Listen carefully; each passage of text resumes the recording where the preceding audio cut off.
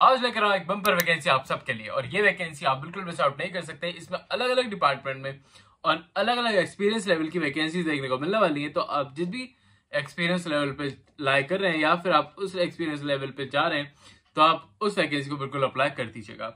हम बात करने वाले हैं इसमें काफी सारी वैकेंसीज के बारे में, तो उनको बिल्कुल मिस आउट मत करिएगा। बट उससे पहले हेलो, वेलकम और स्वागत है आप सबका मेरी एक नई वीडियो में, जिसमें लेकर आऊं काफी अच्छी वैकेंसी।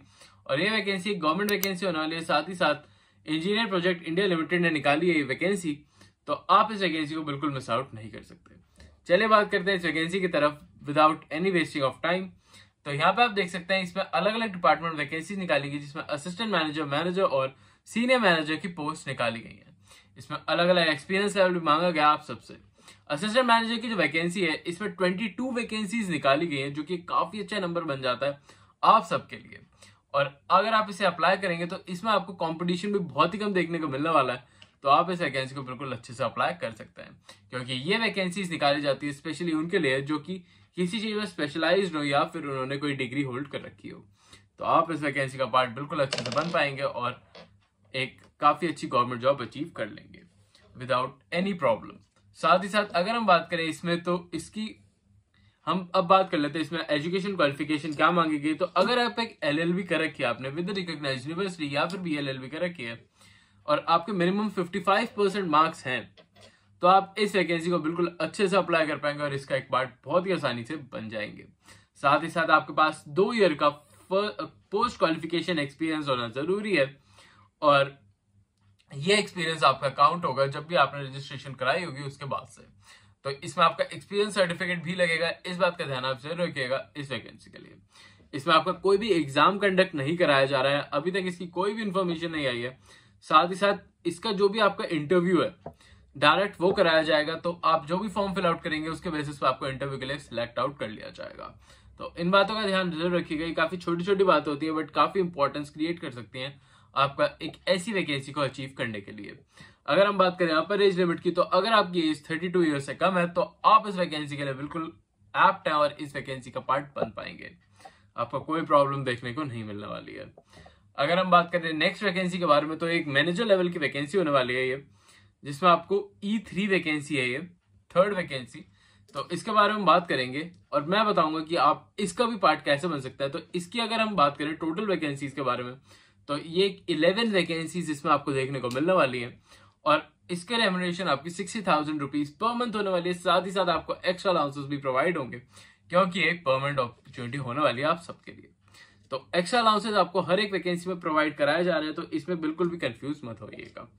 अगर हम बात करें इस वैकेंसीज के बारे में, तो आप यहाँ पे देख सकते हैं कि आपकी जो भी वैकेंसी है इसमें यहाँ पे लिखा हुआ है कि क्वालिफिकेशन में आपने बीएलएलबी या फिर एलएलबी करी हुई होनी चाहिए विद रिकॉग्नाइज्ड यूनिवर्सिटी, और आपके 55% मार्क्स होना जरूरी है। अगर हम बात करें एक्सपीरियंस के बारे में, तो आपके पास मिनिमम 6 इयर्स का एक्सपीरियंस होना जरूरी है इस वैकेंसी के लिए। और इस वैकेंसी के लिए 6 इयर्स का एक्सपीरियंस आपको जो भी मांगा गया है उसके साथ आपको एक्सपीरियंस सर्टिफिकेट भी लगाना होगा फॉर द लॉयर्स। हम आगे चल के ये भी बताऊंगा कि आपको कि लॉ की फील्ड में आपको क्या क्या काम करना होगा इनके साथ और किस टाइप का एक्सपीरियंस ये आपसे मांग रहे हैं। अगर हम अपर एज लिमिट की बात करें तो वो होने वाली है 37 ईयर्स की। अगर आपकी एज 37 से कम है तो आप इस वैकेंसी को बिल्कुल अप्लाई कर दीजिएगा अभी के अभी। आगे बढ़ने से पहले मैं बताना चाहूंगा एक इंपॉर्टेंट पॉइंट कि अगर अभी तक आपने इस चैनल को सब्सक्राइब नहीं करा तो अभी जाकर सब्सक्राइब कर लो, क्योंकि ये चैनल आपके लिए काफी ज्यादा हेल्पफुल हो सकता है कोई भी एक गवर्नमेंट अपॉर्चुनिटी के लिए, या फिर हम बहुत सारी वैकेंसीज ऐसी भी कवर करते हैं जो कि कॉर्पोरेट वैकेंसीज हो या फिर अलग अलग डिपार्टमेंट में निकली हो। तो आपको वो काफी ज्यादा हेल्पफुल हो सकती हैं। आपको बस पूरे दिन में 10 मिनट निकालना है और हमारी वीडियो को चेकआउट करना होगा। साथ ही साथ अगर अभी तक आपने बेल आइकन प्रेस आउट नहीं करा है तो वो भी प्रेस आउट कर लेना, सो दैट आप अपडेटेड वीडियो टाइमली बेसिस पे देख पाओ और ऐसी वैकेंसीज जिनकी डेट काफी ज्यादा नियरेस्ट होती है या फिर काफी कम टाइम के लिए निकाली जाती है, आप उन्हें मिस आउट ना कर दें। और इस वीडियो को लाइक भी शेयर कर दीजिएगा, so that we got motivation और हम आपके लिए जो भी हम 100 डेज चैलेंज कर रहे हैं उसके बेसिस पे हम आपके लिए डेली एक नई नई वीडियोस लेकर आते रहे।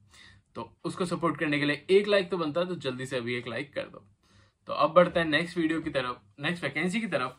तो ये वैकेंसी होने वाली है आपकी सीनियर मैनेजर की वैकेंसी, जो कि E4 लेवल की वैकेंसी है। इसके लिए आपकी जो रेम्युनरेशन होने वाली है वो होने वाली है 70,000 रुपीज की। ये काफी अच्छा लेवल बन जाता है आप सबके लिए। और इसमें साथ ही साथ आपको एक्स्ट्रा अलाउंसेस भी प्रोवाइड कराए जा रहे हैं, जो कि आपको जिसमें आपको हाउस रेंट से लेकर एक्स्ट्रा अलाउंसेस भी प्रोवाइडेड है। अगर हम बात करें इसकी टोटल वैकेंसीज के बारे में तो इसमें 5 वैकेंसीज निकाली गई हैं। और अगर हम बात करें यहाँ पे एजुकेशन क्वालिफिकेशन के बारे में तो वो बिल्कुल सेम दे रखी है आपको कि आपके पास मिनिमम 55% मार्क्स होना जरूरी है, और अगर आपने BA LLB या फिर LLB करी हुई है तो।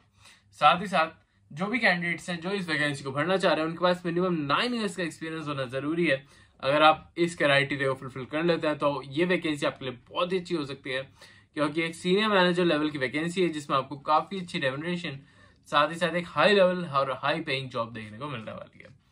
यहाँ पे अगर हम अपर एज लिमिट की बात करें तो अगर आपकी एज 42 ईयर्स से कम है तो आप इस वैकेंसी को बिल्कुल अप्लाई कर पाएंगे और इसका एक पार्ट बन जाएंगे। तो इन छोटे छोटे क्राइटेरिया को फुलफिल करने के बाद आप इस वैकेंसी को बिल्कुल अच्छे से अप्लाई कर पाएंगे। अब बात कर लेते हैं कि इसमें आपको और क्या क्या चीजें मांगी गई है। तो यहाँ पे आप देख सकते हैं कि जो भी क्वालिफिकेशन या फिर रिक्वायरमेंट है वो आपकी ऑल इंडिया बार काउंसिल से अप्रूव होनी चाहिए, जिसमें आपका एक्सपीरियंस सर्टिफिकेट अपना लगाया हुआ होना चाहिए। अब बात कर लेते हैं आपके लीगल डिपार्टमेंट में आपके क्या क्या काम होने वाला है, कैसे आपको कौन कौन से लेवल का एक्सपीरियंस जरूरी है। तो अगर आप देखें यहाँ पे labour court, civil court, district court, session court, high court से अगर आपके पास का एक्सपीरियंस है तो आप इस वैकेंसी के लिए बिल्कुल जा पाएंगे। और अगर आप एक प्रैक्टिसिंग लॉयर है तो भी आप इस वैकेंसी को बिल्कुल अच्छे से अप्लाई कर पाएंगे।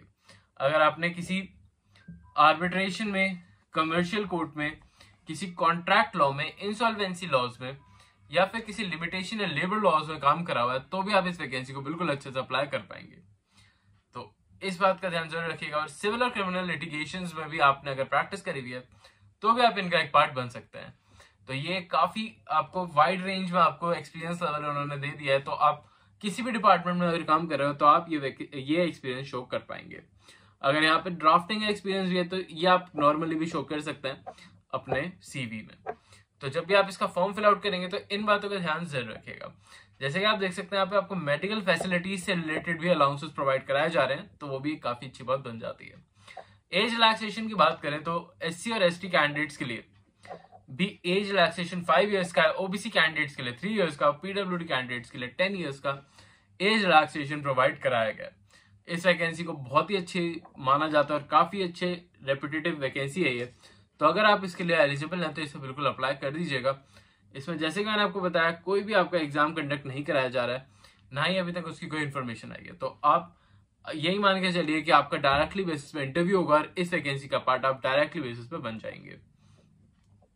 अगर हम बात करें आप अप्लाई से कैसे करेंगे तो www.epigov.in पे जाकर आप इसे अप्लाई कर सकते हैं, या फिर लिंक मैं आपको डिस्क्रिप्शन में दे दूंगा जहां पर जाके आप इसे डायरेक्टली बेसिस पे अप्लाई कर पाएंगे।